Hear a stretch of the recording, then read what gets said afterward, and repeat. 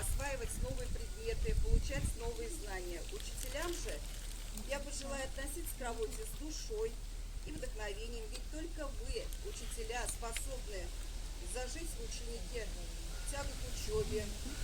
Только вы можете развивать в них умение думать, анализировать, чувствовать, сопереживать, что так важно в современном мире. Надеюсь, что грядущий школьный год будет интересным, насыщенным событиями, полным новых побед.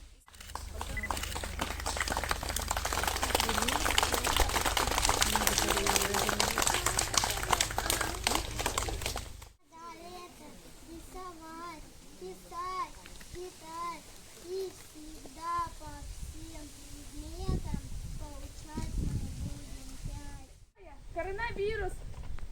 Эх, ненавижу праздники. Ух, давай-ка, первоклассники. Одели быстро маски, а то бактерии пущу. Не будет больше сказки, к учебе вас не допущу. Уходи, коронавирус, и так принес много хлопот. Дай нам хорошо учиться, ходить в школу и радоваться жизни. Не хотим больше. Коронавирус, родненький, наконец-то! Как хорошо, что ты снова пришел. А мы как только школу увидали, про уроки. Коронавирус нам не почет. Всех микробов сеть мы сможем одолеть. Если за здоровьем будем строго смотреть. Мойте руки с мылом, это знает каждый. Гигиене сила, это помнить важно. Простуду, легкий кашель тут же нужно подлечить. Температуру в школу запрещается ходить.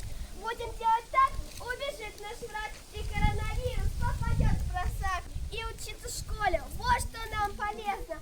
Слышал коронавирус, здесь тебе делать нечего. Ребята отлично знают, как беречь свое здоровье и препятствовать распространению вируса. Уходи отсюда, в школу ты не попадешь. Ах, так, я-то им как лучше хотел. Отдых, вечные каникулы, а им в школу подавай. Ну и не надо, ну и пожалуйста. Все, с меня хватит,